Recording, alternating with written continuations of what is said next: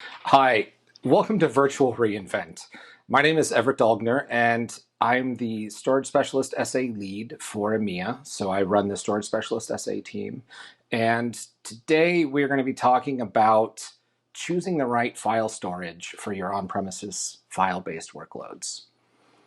In this session, we're going to talk a little bit about files in the cloud, files on premises, as well as things like FSX for Windows File Server we're going to focus on, Storage Gateway, specifically the File Gateway mode we're going to focus on, and then we're going to talk about some customer use case examples, and we're going to end with a little bit of guidance on what service should you choose depending on what you're trying to solve for, what your problem is, what you're trying to accomplish, and what your business objectives are. So with a hybrid cloud model, there are a lot of reasons that you might have a requirement for this. You may have on-premises applications, things that you can't move into the cloud.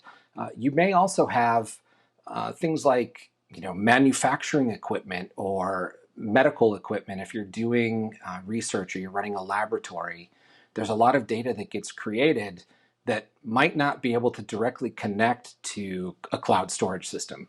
And that means that you have a requirement to have something on premises, something in your data center, something in the manufacturing facility, in a warehouse, in the laboratory, so that when you're generating and creating this data, you can have it uploaded directly into AWS. And once it's in the cloud, once it's inside of AWS, you can process the data, you can act on the data. There are a lot of things that you can do once your data is inside of the AWS ecosystem. And using a hybrid cloud model, having access to these file systems from your data center using native file system protocols is what can allow you to accomplish that and to solve for those problems. So to start with, we're going to look at a high-level overview of the AWS portfolio for file and hybrid cloud options. The first thing is FSX for Windows File Server. It's fully managed Windows File Server inside of AWS that you can also access from on-premises. The AWS Storage Gateway, specifically the File Gateway, which provides native file system access using NFS or SMB to objects in S3, Amazon S3 buckets. And then the rest of the family, which we're not going to talk a lot about today, FSX for Lustre, where you can get a fully managed high-performance Lustre file system inside the cloud, sitting on top of an S3 bucket, as well as EFS, which is NFS file system in the cloud for Linux-based, general-purpose workloads, scientific workloads, and the AWS Transfer Family, which provides SFTP access, FTPS access, and FTP for S3 buckets. But as I mentioned, our main focus today is going to be on FSX for Windows File Server, as well as the Storage Gateway. Let's get just a quick overview before we dive into these a little deeper. So with FSX for Windows File Server, again, fully managed file service, native file system support for Windows file systems, so things like NTFS, SMB version up to version 3.1, which is the most recent version. It's highly available across AZs. We're going to go into more details on all of these things, so I don't want to spend too much time on this slide. The second is the Storage Gateway, specifically the File Gateway. And again, File Gateway gives you that native file system access to objects that are sitting inside of S3 buckets. So we're going to start with FSX for Windows File Server. And as I said earlier, FSX for Windows File Server is a fully managed, feature-rich, high-performance file system for Windows clients. And of course, any client that can run SMB or a Samba client, so Mac OS or Linux, all of these things can also connect to FSX for Windows. And it's deeply integrated with all of the AWS services that you might be using today if you're already an AWS customer. So from an accessibility support, we support all of the SMB options that there are. We have Windows Server 2008 going forward, the Windows client version starting with version 7, Linux, Mac OS. We have support across things like EC2 in workspaces, in AppStream, VMware Cloud. There are a lot of options for being able to connect to these file systems, and that means that you can share data not only on premises, but with things that are running in the cloud and in different parts of AWS. So if you have users on premises that are accessing data, if you have instruments that are uploading data to the cloud, or manufacturing facility, all of that data can land in the file system natively, and then using AppStream, using workspaces, you can consume that data and use it with workloads that are actually running inside of AWS. Of course, for security, it is highly available from a durability and performance standpoint. From security, we support encryption, we support snapshots and backups natively. You get encryption at rest, encryption in transit. We support Kerberos.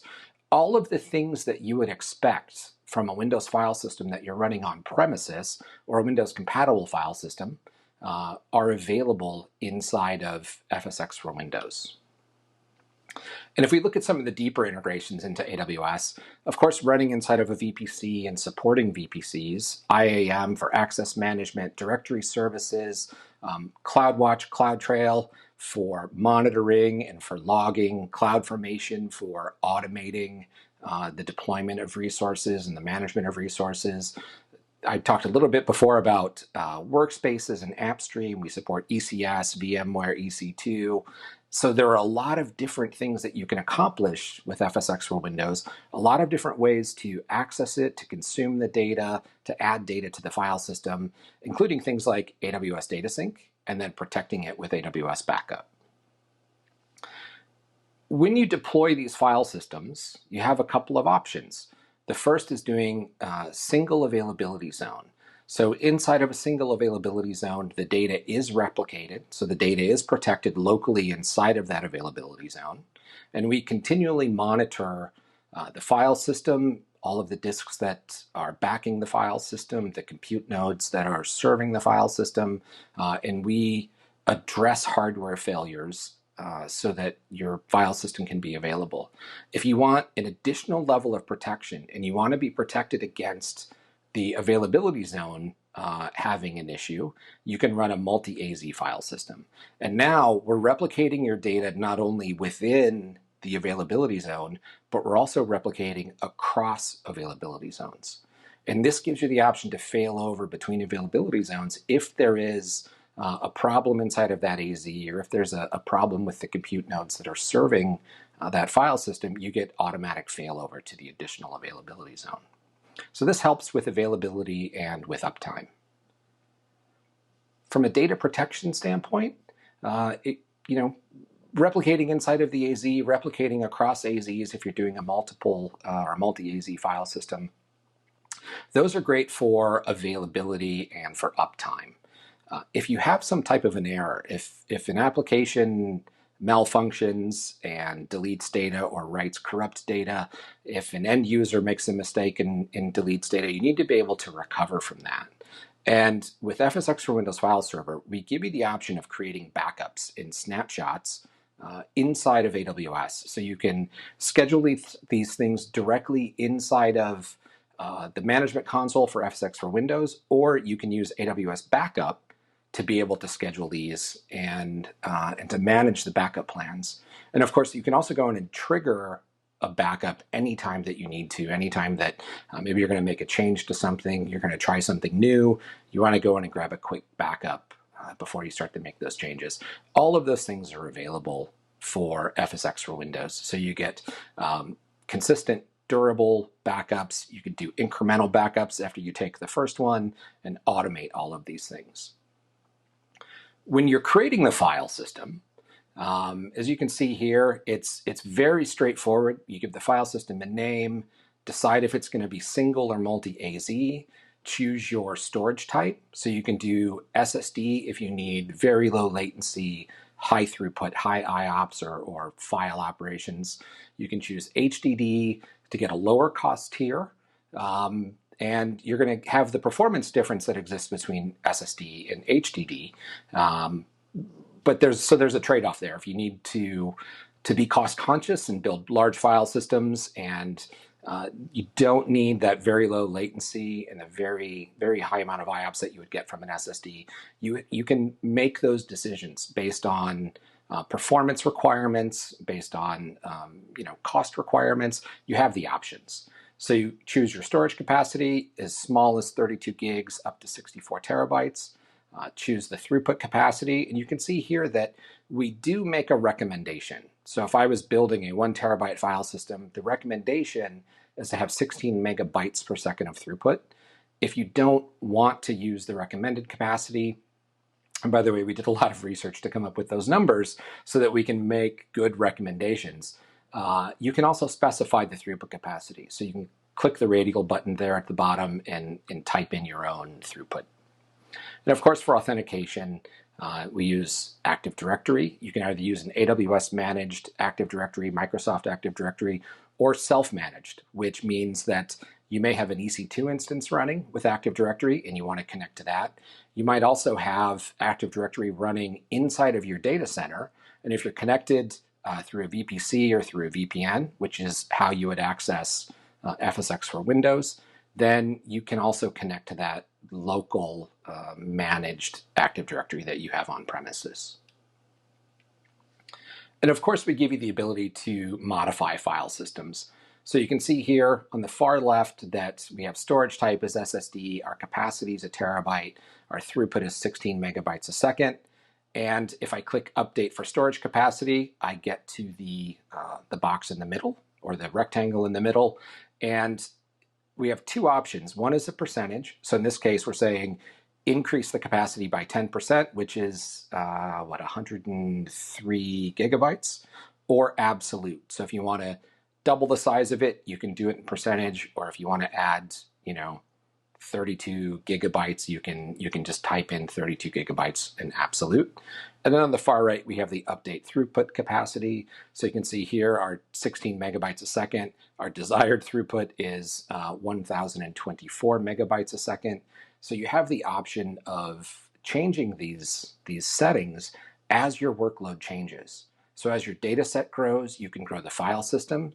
You don't have to start with where you think you're going to be in 3 years on the first day. You can start with the data that you have. So if you have 700 gigabytes of data, start with a terabyte file system, grow into it as you approach the terabyte, then you can grow the file system based on how quickly your data is growing. And of course, if you start to use the data more frequently or something changes with the access patterns, you can update the throughput capacity.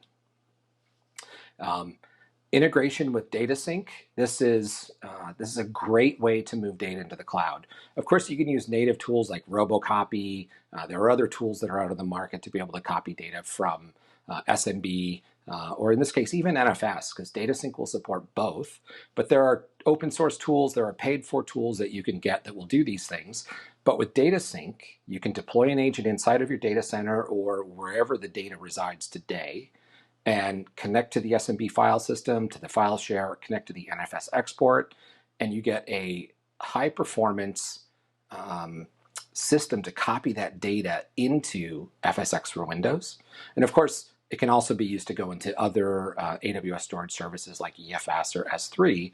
But for this session, we're really talking about FSX for Windows in this part. So data sync to FSX for Windows, you do get an encrypted connection, so it is secure. It is parallelized, so there are multiple paths that happen. We do this to protect against throughput issues on the network, if latency or dropped packets or jitter, things like that. By having multiple connections, we are able to ensure that we get high performance data movement across the wire. So let's talk about Storage Gateway. With Storage Gateway, specifically File Gateway, this is a device that can run inside of your data center, so on premises, in remote offices. It can also run inside of EC2. And the File Gateway specifically provides file system access to data that's in an S3 bucket.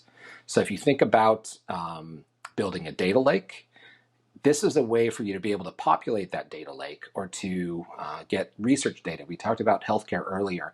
To take that data that's coming out of the lab and very easily write it using native file system protocols, SMB or NFS, and have it uploaded into an S3 bucket in the native format. So we don't make any changes to the data. We don't obfuscate it in any way. It lands in the S3 bucket, and now you have all of the tools that are available inside of AWS to natively access S3. You can use all of those things.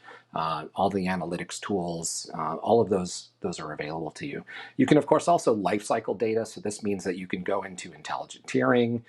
You can go into Glacier Deep Archive, S3 Standard, Infrequent Access. You have the option when you create the file share which tier of storage the data is going to land in.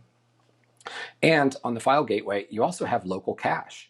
So it now supports 64 terabytes of cache, and this gives you low latency access to data that's stored in the cache, as well as high performance writes. So when you're writing data, we will acknowledge it locally as we write it to the local cache, and then the data is going to be uploaded into the S3 file system. I mentioned the integrations a little bit. So File Gateway works with S3, also supports private link, so you can manage it directly through your VPC without having to go outside of your VPC. It works over Direct Connect, VMware Cloud, KMS, CloudTrail and CloudWatch for monitoring. You can connect to directory services for the SMB shares. So all of these things are available. The way that you would manage any of the systems that you're using inside of AWS, you can use those systems also to manage, or those tools to manage the File Gateway. From a security and compliance standpoint, we do support ACLs for NTFS, so you can set ACLs on your file systems. I mentioned the VPC endpoints, CloudTrail for logging and tracking things. It is encrypted end-to-end, so data that is uploaded from the File Gateway into S3, or even read from S3 back into the File Gateway, all of those communications are encrypted. And of course, we have PCI, HIPAA, we have the certification so that you can run regulated or compliant workloads. And of course, it's available to, because it's SMB, it's available for Microsoft or Linux, and you can even have an NFS export as well as an SMB file share. They will be two separate mount points, but you can point them at the same data. And of course, all of that data can even be accessed inside of S3 natively as objects. And so this gives you the ability to make the same data set available across multiple environments, to multiple types of clients, to multiple tools. And really the one thing that you need to think about when you're doing this is controlling who's writing to the data. So if you're uploading data, say from instruments in a lab, then that's the authority for writing the data. They do the write to the File Gateway, it uploads to S3, then you would consume that data inside of EC2 instances so that you can process it and get results back to scientists or the doctors. And the results would probably be written to a different S3 bucket or different prefix in the bucket. That way you don't have to worry about overwriting something that is already there. Because we don't have any type of locking for data that is written and accessed through a File Gateway. So that's one thing that you need to keep in mind as you're working on a solution with the File Gateway. And from a deployment standpoint, it's typically deployed as a virtual machine. So VMware, ESXi, Microsoft Hyper-V, Linux KVM. We have images available for all of those hypervisors. We also have a hardware appliance that you can buy direct from us to install into remote locations, manufacturing facilities, warehouses, anywhere where you need this type of access and you might not have a virtual infrastructure or hypervisor already running. We offer a hardware appliance so that you have another option to be able to do that and to be able to solve those problems. Okay, let's talk about a couple of use cases. And we're going to start again with FSx for Windows. And this is an interesting use case. So this is kind of a hybrid model. You can see in the middle there, we have the AWS cloud.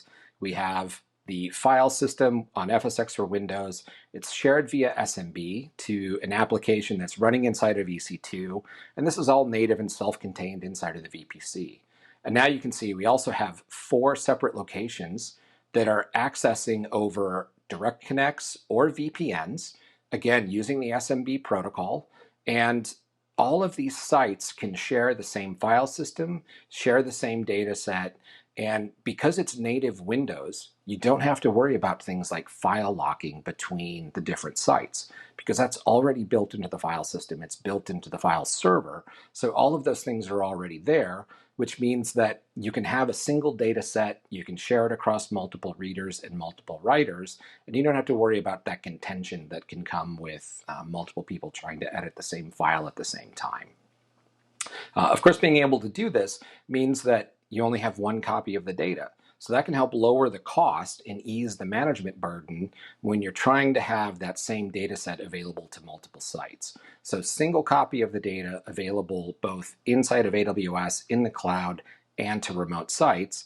And since we're talking a little bit about cost and TCO, we also give you the option to turn on deduplication. So you can go in through PowerShell, turn on deduplication, and get additional efficiencies for the data that's being stored inside of the FSx for Windows file system. So I do want to talk about a couple of customers. So this is Expedia Group. Expedia has replaced Windows file servers in their data centers and in regional sites.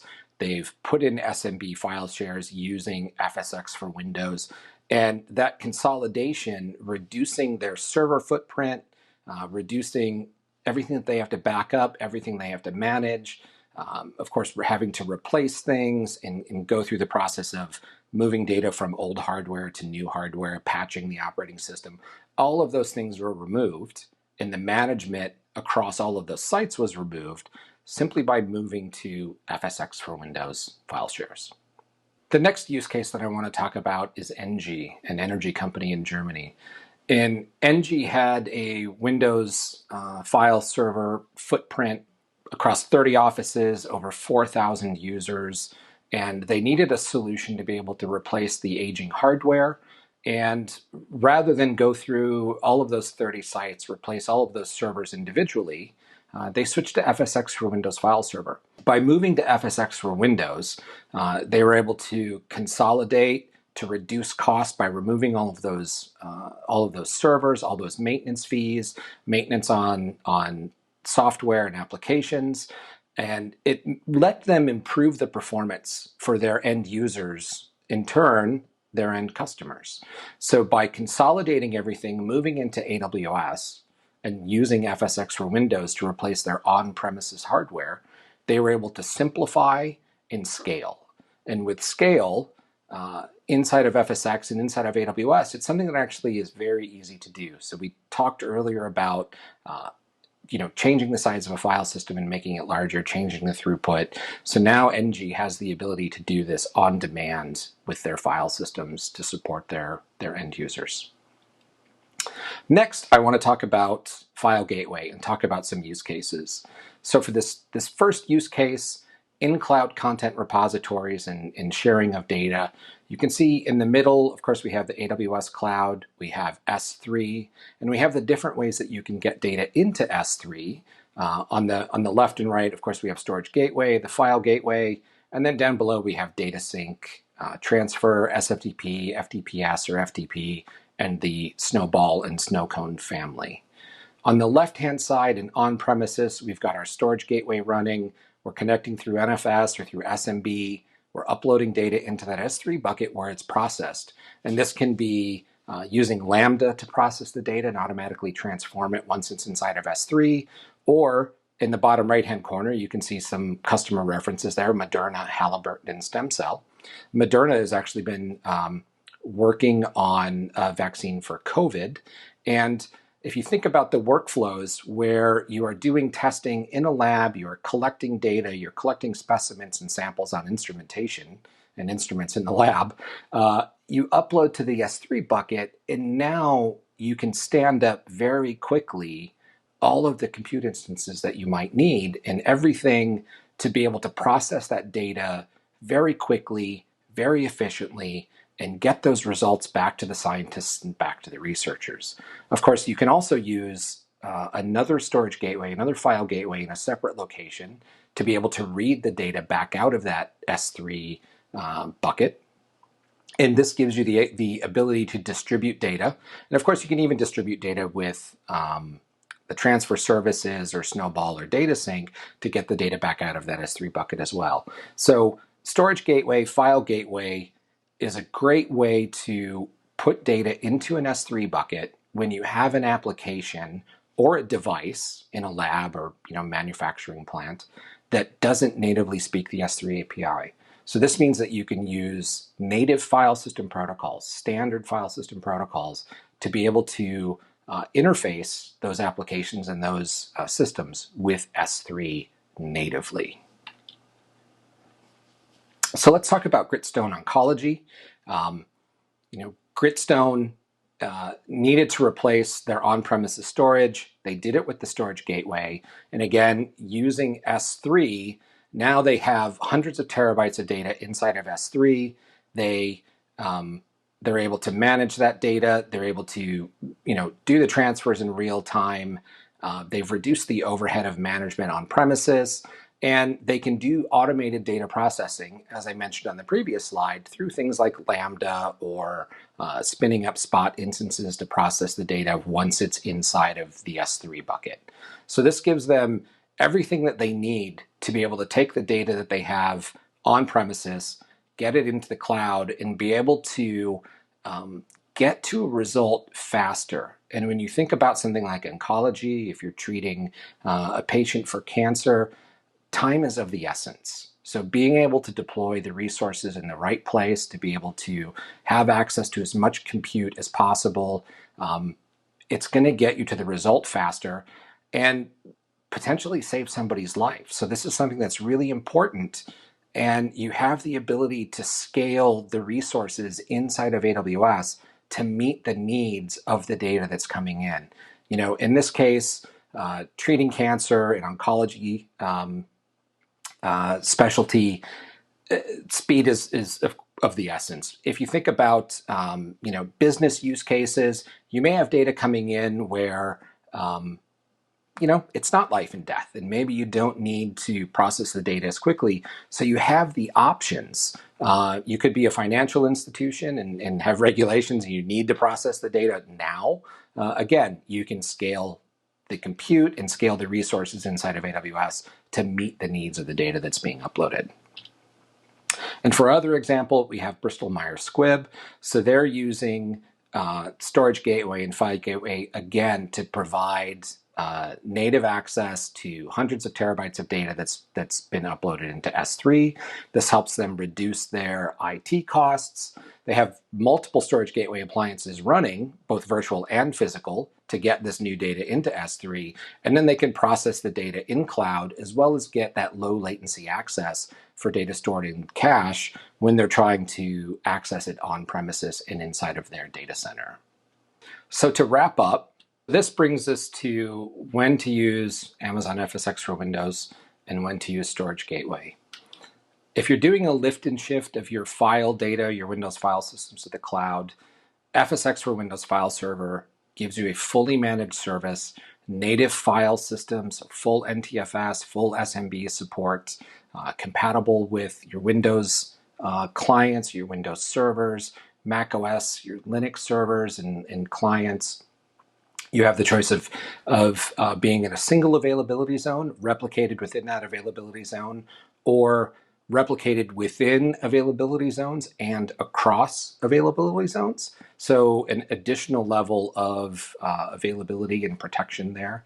It's performant. You can choose the throughput that you need, up to 10 plus gigabytes per second of throughput and millions of IOPS. And of course, you can access not only in the cloud, but on premises with multiple writers and readers. So it's truly a hybrid file system solution for Windows. And of course, the Storage Gateway, the File Gateway, you get NFS and SMB access to objects that are in an S3 bucket. And again, this gives you that native file system access to S3 when your application or your clients might not support the S3 API. So this is the way that you can take advantage of all of those features. You get low latency access to the data with the local caching. You can deploy on a virtual machine hardware, and you can get up to about 863 megabytes a second for locally cached data. and 2.1 gigabits per second across the network if there's a cache miss and we have to go to the S3 bucket to get the data back. So your on-premises file-based applications and workloads, you can migrate these into AWS without disruptions, without changes. It's pretty transparent for the applications and for the end users. You can maintain your existing workflows. This is really important. If you have something that's been deployed and you've been using it for a while, you can move it into AWS and you can continue using it the same way that you did when it was on premises without making major changes and taking major downtime. You get all the benefits of the AWS services for on-premises workloads and in cloud workloads. And of course, no matter where you are in your cloud strategy, this makes it easy to adopt storage in the cloud and to be able to leverage the portfolio of services for your file-based applications. And I want to end talking about our migration acceleration program for storage. So you have the URL there. When you get the slides or get the PDF after this session, you'll be able to click that. So that is the link. And that will take you right to the web page where you can learn more about the migration acceleration program and see what we have available as far as credits and within the program to be able to help you make the migration affordable and to get you started moving your data inside of AWS. So with that, I want to say thank you very much. Again, my name is Everett Dalgner. I didn't put my email address on the slides because that's backfired on me in past years at reInvent. But if you want to reach out for anything, if you go back to the beginning, my email alias is my last name at amazon.com. And with that, please complete the session survey, and I hope you enjoy the rest of reInvent. Thank you.